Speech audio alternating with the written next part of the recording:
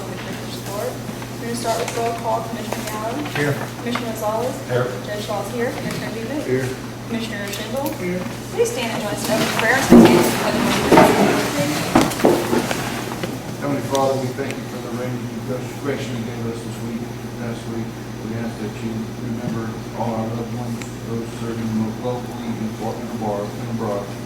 And we ask that you give us guidance to be fairly able to office, and we ask this you.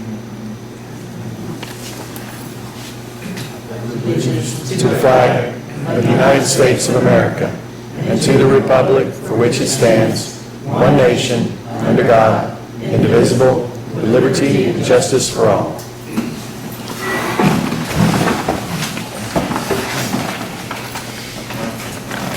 Number 5 on the agenda is to discuss, approve, disapprove Geo Southern's Energy's request to place a 4-inch gas pipeline along County Road 293. Judge, after I had asked that be placed on the agenda, they contacted me and advised me they weren't ready at this time.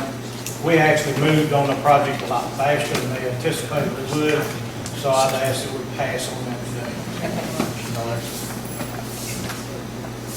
No action on number 5. Number 6 is discussion action in regard to County Road 344 to establish posted speed limit for vehicles at 25 miles per hour.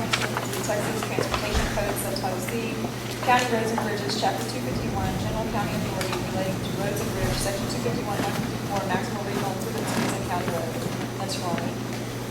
Again, the judge and I have been in communication with ConocoPhillips, and they're building a facility in the intersection, and they're asking TxDOT to reduce the speed limit on the FM road there, and us to reduce the speed limit to 25 on the county road.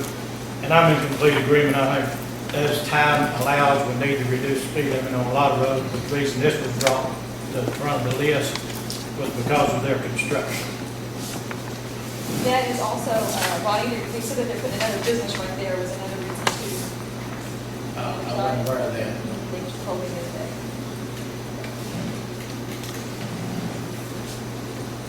Make the motion to take action on item number 6 as presented. All in favor, say aye. Any opposed? None. Motion carries 5-0. Number 7 is discussion action to authorize Green Environmental to provide additional remediation required at the jail site at Building A. There's a little email that you have right here. It is from Lorraine about remediation. It says Sylvia Bush at the top, that's it. I know. And what this is, it says the environmental engineer received a lab report on the 4 side wall samples taken at remediated soils at Building A. This building is located within the footprint of the new jail building. The arsenic level on the side wall on the north excavation face was too high at about 77 milligrams. This means we have to dig out some more soil samples below the excavation and dispose of the soil. We also need to take soil samples and floor on the redo faces. The cost for the additional remediation at Building A is $18,185. Please see the attached proposal from Green Environmental. The contractor will be using soil from the city's yard next door to backfill excavated soils, just as they did the last time. This saves approximately $1,000 in backfill material costs. The cost for this additional remediation is within the budget previously approved by Commissioner's Court for the jail project. Green Environmental understands that these soils, what it should say is a solid, that must be remediated and the test completed prior to starting the construction of the jail site. If this item is approved today, Green Environmental has indicated they should be able to remediate the soils this week. Where's the baseline for the construction? You might be able to answer that one. I don't know. What baseline? I don't know what baseline, what the current baseline. Well, there's an acceptable level. How far is it above the normal level? Oh, I don't know. She said it was minimal. I do not know what the numbers are exactly. They said they expected it to be, she said it was only a few points above. They expected it to get it on in the last one, but it still tested a little bit. I thought she said 2 or 3 points above when they tested. And so what this is kind of a high price, I think, but she said, I told him, go ahead and get it all. If you have to go 10 feet instead of 5 feet, go 10 feet. So this is probably a little, maybe a little overboard, but rather than come back twice, or rather than come to core drill, test everything, and have too expensive, he said, this is gonna get it all. That's my understanding. Imagine if I'm done with the chambers and put it in there and seal it up. So you're saying that $18,185 you've been in contact with the rain, right? Yes. This is what Green is gonna charge to excavate their findings? Estimate and remediate, excavate and remediate. Here it says disposal of class 1 materials, no RCRD, EPA code pending medical results. That depends on what they find, right? Right. Because that's 4,020. And then right here it says transportation of class 1. If they don't find what they're looking for, or they're contaminated, then what it still costs them was $57.50, or Lorraine's not here today, right? Or the 4,000, because I see right here $9,770 that it's basically pending on what the results. Yes, But they here it have, doesn't say up to, it just says 18,000. they have, they told us to call. They have charges less on some of them than they estimated. One of them for sure don't make it. I'm just saying, because up here it doesn't have up to, it just says the cost for additional remediation and building is 18,000, that's it. Yeah, I Right. think that's from her email, which Right. is previously attached. Right, And I that- guess, And then the attached says pending. but I do think he's right. I think there's a couple of times that they knocked money back off and they didn't do something on the street. Yeah, I remember that. They'll only charge you what they do. I think this is up to. I think that's what I should say. Right, that's what I'm saying, it don't say. So can we, Because I can see this, the mobilization is 550, the crew equipment to excavate 4,290. That's what they're gonna excavate. The box liner, roll-off rental, say, roll-off box rentals. I would think that that's dependent on how much they excavate too, right? Yeah, I agree with you, James. I just kind of wonder, I mean, do you go a foot, or are they gonna go ahead and go 10 feet? I mean, just, Right, if they don't find anything immediately, Yeah. we might not need that many roll-off boxes. I just kind of wonder how deep they're gonna plan to go, and then why. It's gotta be cleaned up, I mean, Well, this is a gross estimate now, they're gonna charge us for how much work they do, but that's usually. That's what they've done Tracy. before. Yeah, they have, I understand. So, although it's not stated exactly that way, pretty sure it's it's right now, you can see. how they do it. I guess we can take action on it as long as we supervise it and make sure that everything's done here, as we said. If it's not, as long as we get our credit. I think that they would do that. I know before they've done that. I mean, it's always read like this, but they only charge us for what they do. They don't ever, But usually, I can remember, right, it says up to, or not to exceed 18,000 or something. And this one doesn't have not to exceed. Unless I'm reading it wrong. I think it says pending analytical results. I think we would be okay. If y'all want to wait, you know what, I just don't want to wait a whole other week, but we can. Whatever you want. It's gotta be done. Just read it. If you don't want to. I'm going to set the limit, I think. Let's set the limit not to exceed $82,185. I make that motion that we allow green garments not to exceed $18,000. Okay. Can we all allow me to execute the proposal? And allow Judge to execute the proposal. I'll second it. All in favor, say aye. Opposed? None, motion carries 5-0.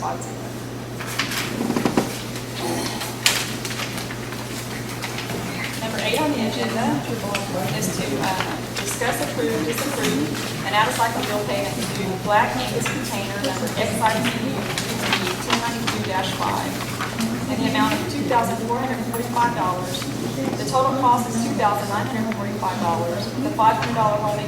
You know, you guys all wonder why nobody could hear. I bet if y'all quit talking, everybody could hear. Because he's harassing him because he doesn't want to sign in for a public meeting. I think that's ridiculous that your bailiff is harassing a citizen of Karnes County and he doesn't want to sign in. We need to find some criminals to look after, not an innocent man trying to listen to a meeting.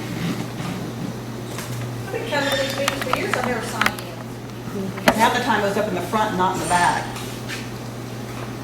So anyway, number 8 is to discuss, approve, disapprove, and outside the bill payment made to Black Angus Container, number So you need to let it go. IPXU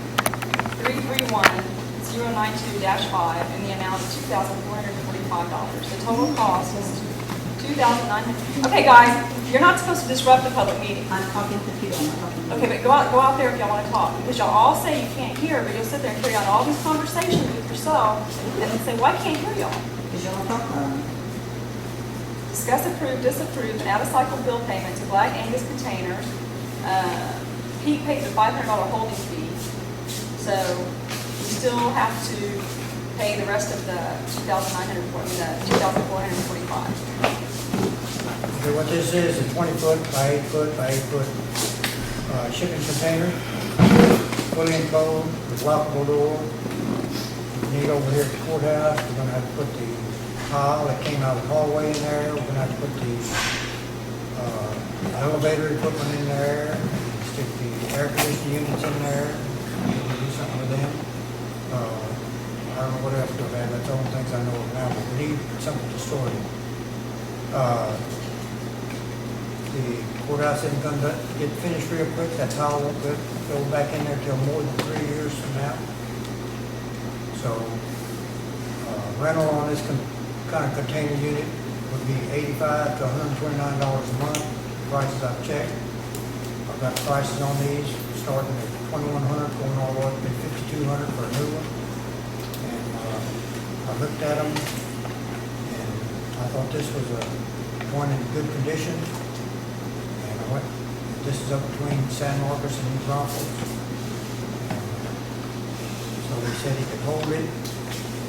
If I gave him some money down, I said, okay, I'll have to get approval of it. So I gave him a personal check for $500 to hold it. And let him know, I came back and talked to Luana. And she said, yeah, we had the paperwork, that was okay.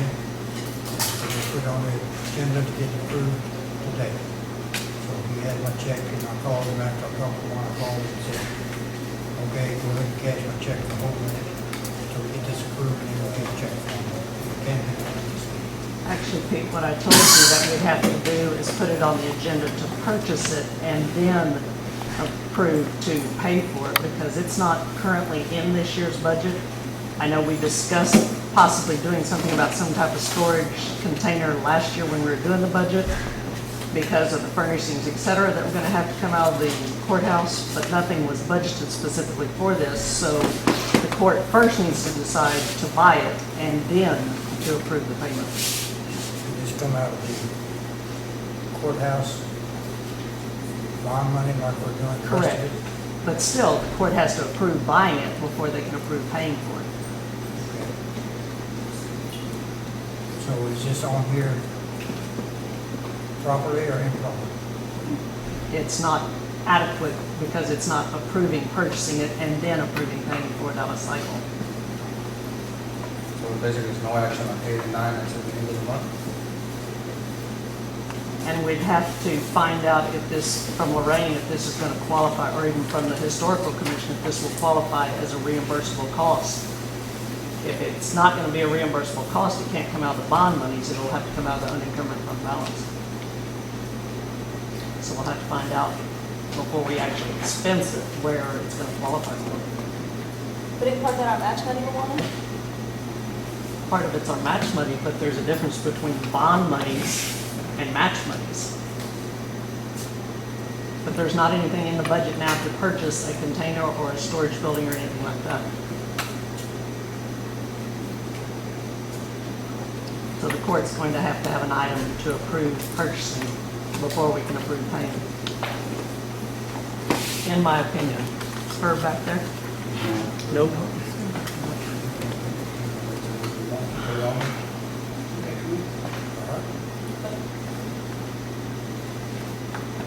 they're gonna do that, they're gonna come back and tell us it's gonna be a non-emergency expenditure, it's gonna be everything else, so we're just gonna have to wait till budget time to do it. So if the courthouse just has to sit there, it's better, I mean, it's just gonna start a big hoopla. But, wait a minute. We got funds that we can buy this out of. So, What funds? when it comes- That'd be a budget amendment. But within one of our own line items?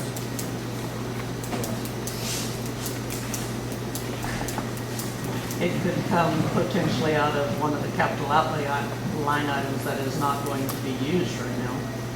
For instance, the EMS building, the road and bridge building, et cetera. We could move it out of that, but still, the point is, the court has to approve purchasing first. But it doesn't have to get amended from the general, it can be amended from a line item that we've already had, Yeah, I mean, I guess, because I don't want to amend this. I understand. I want to, you know, if we got the money and we can move it from one item to another or something, I'd rather we do that.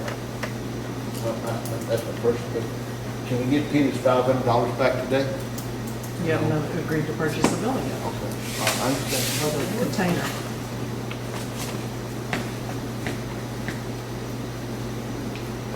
You gotta take no action, put it back on. Are you nine right now?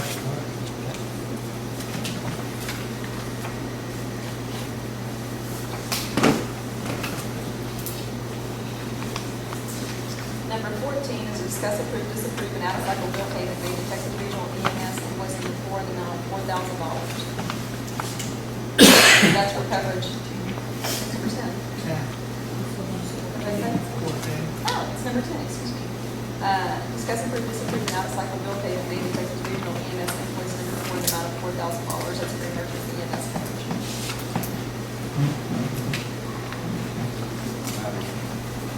That's regarding Texas Regional, EMS. it's $1,000 per ship. There's another one too, that was my spam, and it's Sylvia's personal email or whatever. They took care, so they took care of people that were sick, the rec thing, like that.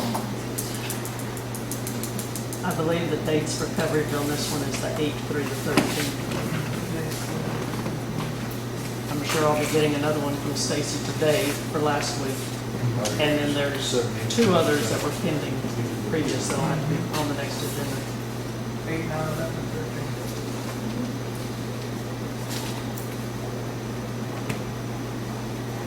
Well, those have been made, they gotta be paid, right? I'll make a motion to approve an out-of-cycle bill payment to Texas Regional EMS invoice number 4 in the amount of $4,000. I'll second. All in favor, say aye. Aye. Any opposed? I'm abstaining. Motion carries 4-0 with Shelby abstaining. Number 12 is... 11. 11, excuse me. I'm going to wonder this today. Number 11 is to discuss, approve, disapprove amending the budget for an unforeseen and emergency circumstance for $4,000 to pay Texas Regional. And in the budget for that. Our attorney's not here. I don't see a problem with it because it was unforeseen. I mean, they were there, they took It's care of the an emergency. accidents. There's- You're right, it's for the public and all that. We can't go without EMS service regardless of what we do things. It has to be, we have to have it out there. Where's her? I asked Luana if we could, you know, move it from inside the budget. There's no way you can do that because this is something that's outside the regular budget. It's unforeseen. So You can't put it for nothing. that's the first thing I asked. And she said, no, we didn't know we'd have to create, like next year, if you put a budget line item in for that, that'd be one thing, but we can't do it this year. That's why we got to. Yeah. I think we're okay. We have to have EMS budgets without money. I feel more comfortable when our county attorney was here, but. No, you don't need it for this. You don't need to even know it. I'll make a EMS services are motion, emergency. item number 11, I'll make a motion to amend the budget for unforeseen emergency circumstance, pay $4,000. I'll second it. All in favor, say aye. Abstain. Any opposed? None. Motion carries 4-0 with Shelby abstaining.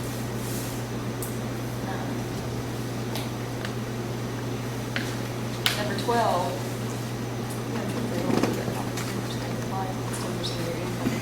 I'm just going to stay out of it. I got you.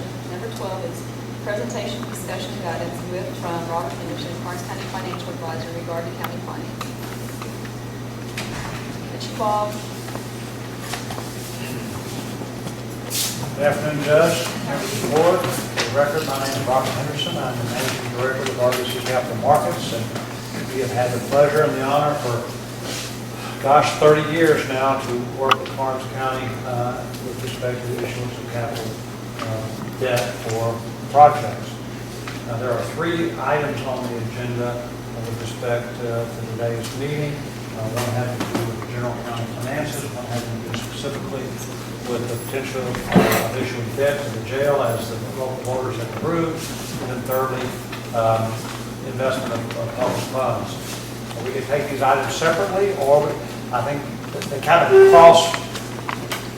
percolate or integrate or whatever the word is, pollinate, so we can just take them however you would like to take them. I do not have a formal presentation. There's been a lot of questions going back and forth, and I am here today to present myself for any questions that you might have.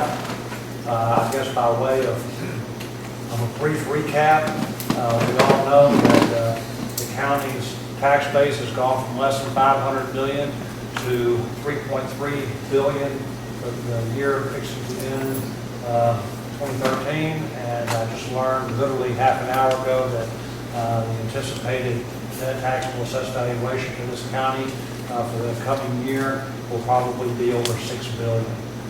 So it's gone up dramatically.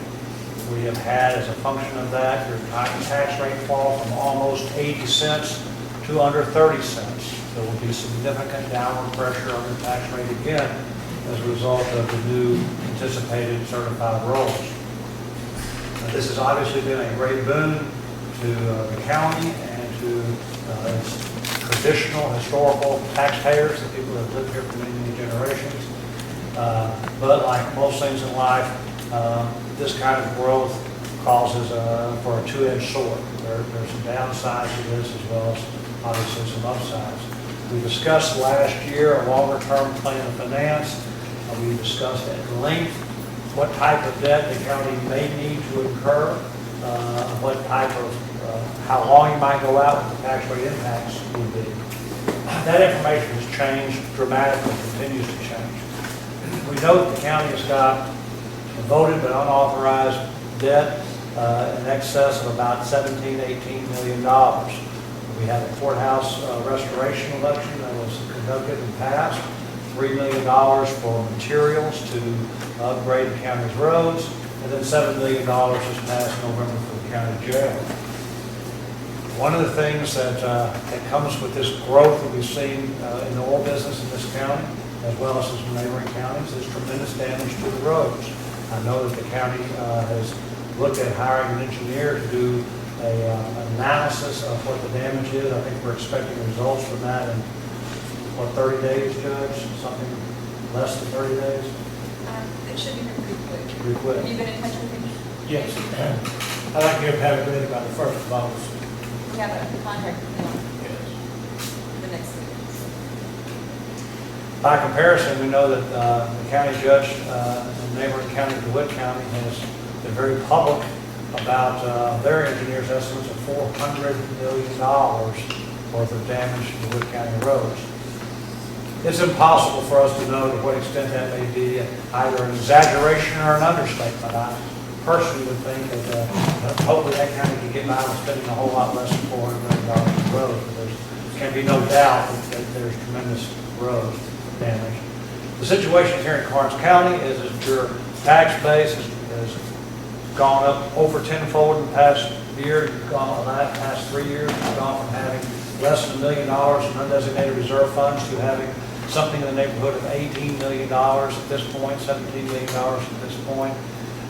You have additional funds, but they're restricted in nature, so we're talking about just unrestricted funds of about $17 million. Your sales tax revenues continue to come in at record levels, and one could foresee that these fund balances will continue to grow over the coming months. The big question that you have is, how long is the oil values going to last? I am old enough to remember when we had the Austin Chalk oil play up in the Giddings area, that people thought they were millionaires forever, and that lasted about 3 years. So when you're considering what to do with the finances of the county, you've got to consider, avoiding, I know it's your natural inclination because of the conservative nature, avoiding building up too excessive of local fund balances. On the other hand, you've got to be concerned about how quickly these fund balances might turn around, not fund balances, but rather the tax base might turn around, and what impact they can have on the tax rate in the other direction, and of course the uncertainty of future expenses. I'm not going to belabor the point more. I think I spent an hour on this subject last fall, but I am here to answer any questions that you might have with respect to the finances or the anticipated capital outlay. So for instance, if we sold the bonds, what is the rate that we have to pay back towards those bonds? That would be determined by the county's bond rating and by the length of time that the county would go out. Because of the volatility of the tax base, I previously advised the court that I would not want to recommend that you go out the standard 20 years because we don't know that the tax base is going to last that long. I was thinking in terms of 15 years. I've got to be honest with you. Having just learned that our tax base has doubled again to $6 billion, I may very well be inclined to suggest that you pay this debt back if the court decides to undertake the debt, to pay it back even shorter than 15 years, pay it back over 10 years, so that we can have the oil companies participate with the local property owners that can pay this debt off, hopefully before we see any values drop. Now, I don't want to sound pessimistic. I don't know that the values are going to drop. I have some mineral rights myself in DeWitt County, and they keep telling me that my where my land is going to be the next zone down. And once the Eagle Ford Shale plays out, there's a whole other zone even underneath that. So we may go for 30 years, but we don't know. I've represented a number of entities across the state that have seen, most particularly out in Arizona and Sonora area, where their tax base could double 1 year and fall in half the next year. So we just don't know. That portends a couple of things. Number one is maintaining high levels of fund balances, because you don't want to have you're not even going to be in a position to have your tax rate fall by half 1 year and then double again the next year because of the limitations on tax rate increases. And you want to have fund balances to mitigate the tax rate impact when those sorts of volatility in tax base occur. But to answer your question, I think with a $6 billion tax base, I think this county is certainly in the AA rated category. I think with a 10-year debt, you're probably looking at 3.25%, possibly less than 3%. So it's a very fortuitous time, despite the interest rate increases of the last month. We're still at pretty historic lows in interest rates, and if we borrow $10 million, borrow for 10 years, I think you're going to be 3.25%, possibly less than 3. But 10 years is what you recommend the quickest time to pay it in? I would probably hesitate to have you go much shorter than 10 years, because right now the voters have approved $3 million in materials, but if DeWitt County is any judge, $3 million is going to be gnat on an elephant in terms of what kind of expenses this county may have to incur for its roads. And to the extent that we take any debt for the jail or any debt for the courthouse, the shorter we make it, the more problematic adding additional debt may be if you decide 2 years from now that all of a sudden we got to have a $20 million bonds for roads. That could cause an undue tax rate impact at that time. So what we want to try to do is keep it short enough that we can get the best possible interest rates and take advantage of an opportunity to avoid volatility in your tax base, but long enough that if you have substantial additional debt that you have to use for roads in the next 3 to 5 years, that the jail debt's not so short, it causes an undue tax rate impact at that time. So Bob, if you do a 10-year issuance, everything would be payable in 10 years. We couldn't pay it sooner with I that think- short an issuance? For 20-year and even 15-year debt, the industry norm is have what we call a 10-year par call, which means that you cannot pay the debt off any quicker than 10 years. But when you get to that 10-year run, you can pay it off without any prepayment penalties. I think if we were to do a 10-year deal, particularly with the unique economics in Karnes County, your tax base having doubled again, I think we could probably get, a 7 or 8 year call feature. I just had to explore that with the desk, but I think probably we can get a 7 or 8 year call feature without having to pay any interest rate penalty. Just for the court's information, I had an email from Lorraine this morning. The total current approved budget for the jail is $8.1 million, whereas this bond issue is only $7 million, so we're already dipping into our fund balance to pay the difference. And that doesn't include the communication tower, doesn't include, as far as software and IT expenses for the new jail, phone systems, all that are still items that could play and increase the cost of that facility. So you're saying, Bob, you don't think that we should do, you're saying you think we should borrow the money for a minimum of 10 years. I mean, even if we borrow the money and this whole thing goes boo, what do we do? Well, I mean, you're still in the same situation, you're just spreading the burden out further, longer. I'm not sure I follow what you're saying. Well, like we were talking about paying some down on the jail to, so we wouldn't have such a large burden years down the road. So if all this income does go away, we still have all these projects that we've started. So you're in the same Well, difference I except think for that maybe issuance fees. If I understand your question correctly, we've got fund balances now. And the question is, do we issue X number of dollars in debt? Let's say instead of $8 million in debt, let's just call it 7 for the jail for purposes of discussion. Instead of issuing $7 million for the jail, we issue half of that, $3.5 million. Well, that's going to cause us to draw our fund balances down by that same amount of money, $3.5 million.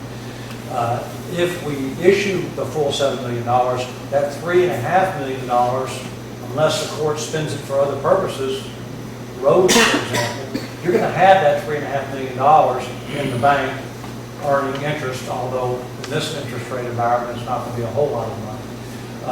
If you find yourself, and with the oil values falling, notably in, say, just pick a year, let's say 8 years before you paid off that debt, then what you can do is use the fund balances to mitigate those debt payments in the last couple of years so as not to have a big tax rate increase. That's a way that the fund balances helps you manage your tax rate.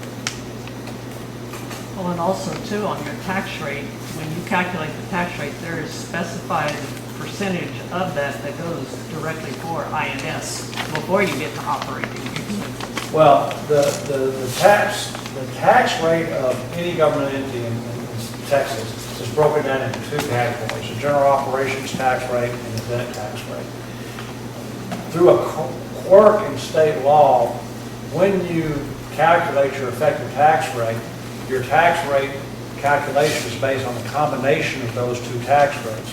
Although, in fact, the INS tax rate is not subject to rollback. And so consequently, there is often a lot of confusion about those 2.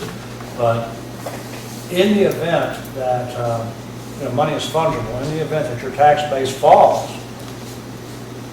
you're going to have a tax rate impact. And you can use your undesignated fund balances to mitigate that tax rate impact, whether it falls on the INS side or the M&O side. Because you can take undesignated reserves and put them in your INS account.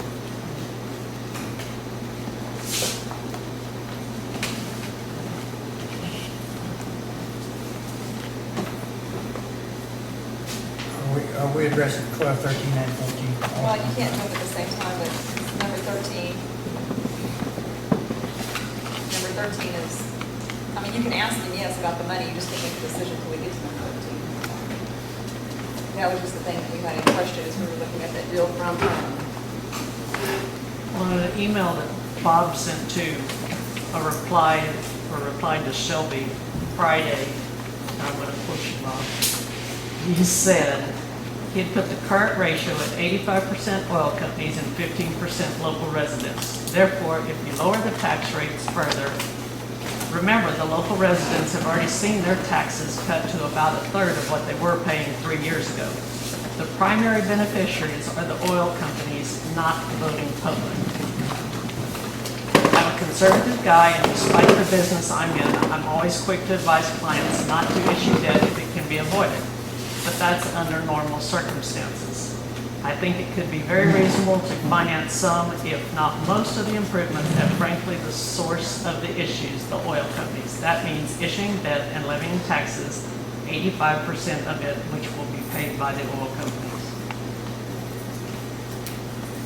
So in other words, while we've got the oil companies in here, let them pick up the slack and pay for all their capital, and based on their capital improvements, their tax rates or taxable values are going to be higher than the normal taxpayers.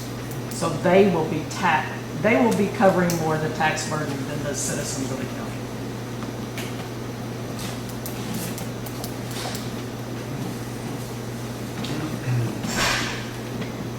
Well, yeah, after the last three years, our values like tripled. And it's And because the rate went down, but our value tripled up here, see? It's the same, we're paying the same amount or more. well, But that's true, but I think the burden has shifted to the mineral values as opposed to homestead values or ag values. Although I'm sure ag values have gone up. There's, more people with more money causes the price of land. The reason I asked the question was, what happens, the mineral value starts to decrease.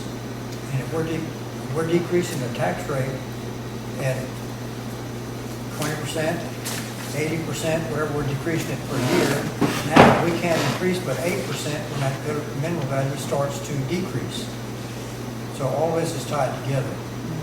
So we should keep some indebtedness. We should sell some of these bonds.